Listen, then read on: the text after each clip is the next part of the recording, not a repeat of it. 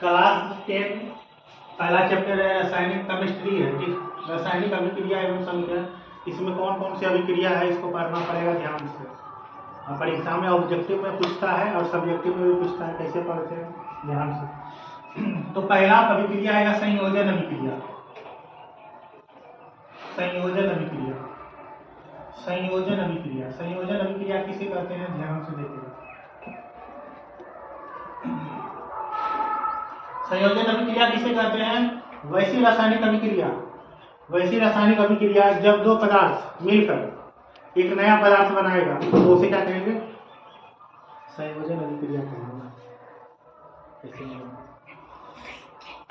तो जो पदार्थ जैसे H2 प्लस O2, याद नहीं करना है, समझना है, अपने याद हो जाएगा। H2 प्लस O2 H2 क्या बोलता है? संयोजन मतलब क्या होता है? संयोग करना।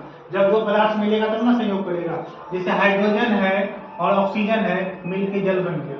उसी प्रकार Mg प्लस O2 है तो हो जाएगा MgO, मैग्नीशियम ऑक्साइड।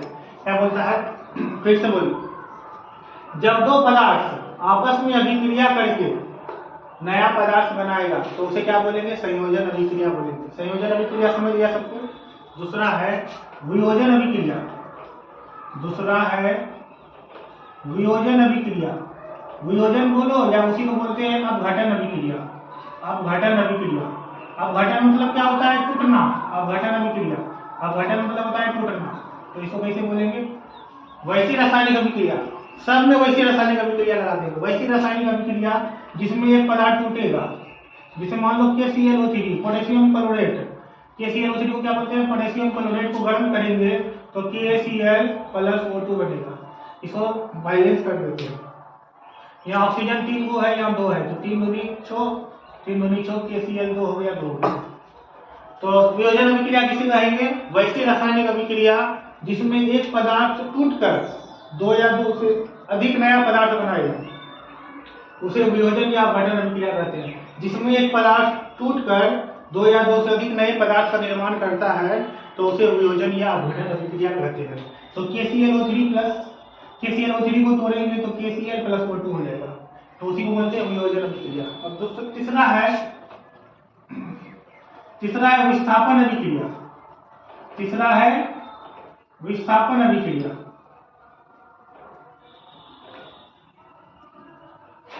विस्थापन अभिक्रिया बोलो या एकल विस्थापन अभिक्रिया, उसी को बोलते हैं एकल विस्थापन अभिक्रिया।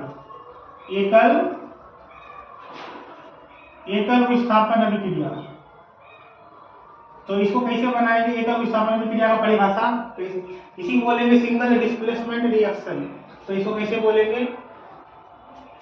हम लिखते हैं Zn प्लस H2SO4। क्या हो जाएगा? ZnSO4 plus H2। तो इसको कैसे बोलेंगे? जब कोई तत्व, हाइड्रोजन क्या है? तत्व है। जब कोई तत्व किसी यौगिक को हटाकर, H2SO4 यौगिक है, जब कोई तत्व किसी यौगिक को हटाकर उसका स्थान ले लेता है तो उसे क्या कहते हैं? विस्थापन अभिक्रिया कहते हैं। जब कोई तत्व किसी यौगिक को हटाकर उसका स्थान ले लेता है, देखो एक बार विस्थापित हुआ ना, विस्थापन का मतलब होता है हटाना। इसको हटा दिया और ये यहाँ पे आ गया, ये क्या हो गया? अलग हो गया। तो एक बार विस्थापित होगा तो उसे बोलेंगे विस्थापन अभिक्रिया या उसी को बोलते हैं एकल विस्थापन अभिक्रिया। समझ गया? चौथा बोल रहा है उदासीनीकरण अभिक्रिया। उदासीनीकरण अभिक्रिया किसे कहते हैं? ये ऑब्जेक्टिव में आया था 2022 में, तो पूछा था उदासीनीकरण अभिक्रिया में क्या बनता है। ऑप्शन में आया था लवण, जल, लवण एवं जल दोनों, इनमें से कोई। तो पहले इसको परिभाषा बता देते हैं। उदासीनीकरण अभिक्रिया क्या है? अम्ल, मान लो HCl क्या है? अम्ल है। अम्ल और क्षार NaOH क्या है? क्षार है। अम्ल और क्षार आपस में अभिक्रिया करेगा तो लवण बनेगा, लवण और जल। HCl क्या है? अम्ल। तो इसको आप कैसे बोलेंगे परिभाषा में? तो वैसी रासायनिक अभिक्रिया जिसमें अम्ल एवं क्षार, वैसी रासायनिक अभिक्रिया जिसमें अम्ल और क्षार आपस में अभिक्रिया करके लवण एवं जल बनाते हैं उसे उदासीनीकरण अभिक्रिया कहते हैं। तो ऑब्जेक्टिव में आया था उदासीनीकरण अभिक्रिया में क्या बनता है? ऑप्शन दिया था पहला लवण, दूसरा जल, फिर तीसरा दिया था लवण एवं जल दोनों, डी में से कोई भी, तो क्या हो जाएगा लवण एवं जल। तो उदासीनीकरण अभिक्रिया समझ गया। वैसी रासायनिक अभिक्रिया जिसमें अम्ल और क्षार आपस में अभिक्रिया करके लवण और जल बनाएगा तो उसे क्या बोलेंगे, उदासीनीकरण अभिक्रिया कहते हैं।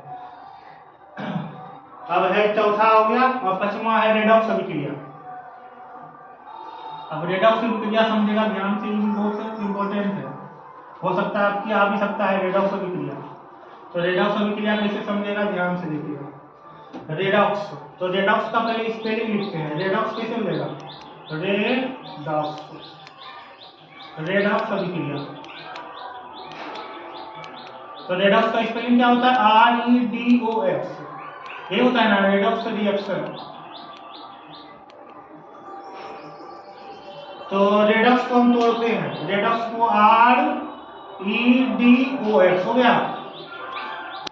RE से क्या हो जाएगा, RED से हो जाएगा रिडक्शन, REDUCTION रिडक्शन, और OX से हो जाएगा ऑक्सीडेशन।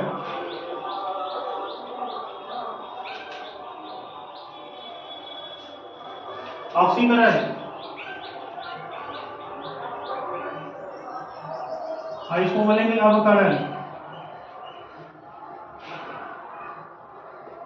तो हम इसको कैसे बोलेंगे, वैसी रासायनिक अभिक्रिया। रेडॉक्स अभिक्रिया कैसे क्या है, वैसी रासायनिक अभिक्रिया जिसमें ऑक्सीकरण एवं अवकरण दोनों क्रियाएं साथ साथ होती है उसे क्या कहते हैं, ऑक्सीकरण संख्या, उसे रेडॉक्स अभिक्रिया कहते हैं। वैसी रासायनिक अभिक्रिया जिसमें ऑक्सीकरण एवं अवकरण, इसी को बोलते हैं उपचयन और इसको बोलते हैं अपचयन, इसी को बोलते हैं उपचयन, इसको बोलते हैं अपचयन, या ऐसे ही बोल सकता हूं वैसी रासायनिक अभिक्रिया जिसमें अपचयन एवं उपचयन दोनों क्रियाएं साथ साथ होती हैं उसे क्या बोलते हैं, रेडॉक्स अभिक्रिया कहते हैं। जैसे एग्जांपल दे रहे हैं, Cu प्लस H2O हो जाएगा CuO प्लस H2। अब इसको कैसे समझेंगे ध्यान से। ऑक्सीकरण में होता है ऑक्सीजन का जुटना, ऑक्सीडेशन में याद रखना, ऑक्सीडेशन में होगा ऑक्सीजन का जुटना, प्लस मतलब जुटना, हाइड्रोजन का हटना और इलेक्ट्रॉन का हटना, ऑक्सीडेशन। और रिडक्शन में क्या होता है, इसके विपरीत होता है, ऑक्सीजन का हटना, हाइड्रोजन का जुटना और इलेक्ट्रॉन का जुटना, oxidation. Loss of electron is oxidation, electron का हटना। तो अब यहाँ देखेंगे ध्यान से, ऑक्सीजन कहाँ जुट रहा है, हाइड्रोजन कहाँ जुट रहा है। यहाँ देखो ऑक्सीजन यहाँ क्या हो गया, जुट गया, ऑक्सीजन यहाँ नहीं था और यहाँ आ गया, और यहाँ ऑक्सीजन था, ऑक्सीजन यहाँ था और यहाँ ऑक्सीजन क्या हो गया, हट गया ना। तो ऑक्सीजन का जुटना, ऑक्सीजन का जुटना मतलब क्या हो रहा है यहाँ, ऑक्सीडेशन। तो यहाँ लिखेंगे ऑक्सीडेशन। यहाँ ऑक्सीजन का हटना, ऑक्सीजन से हट रहा है तो यहाँ क्या हो जाएगा, रिडक्शन। समझ गया। तो रेडॉक्स अभिक्रिया भी आएगी, इसको याद रखना पड़ेगा। वैसी रासायनिक अभिक्रिया जिसमें ऑक्सीकरण एवं अवकरण या उपचयन एवं अपचयन दोनों क्रियाएं साथ साथ होती है उसे क्या कहते हैं, रेडॉक्स अभिक्रिया कहते हैं। ये वाला एग्जांपल याद रखना, बार बार पूछता है। उदाहरण लो इसको।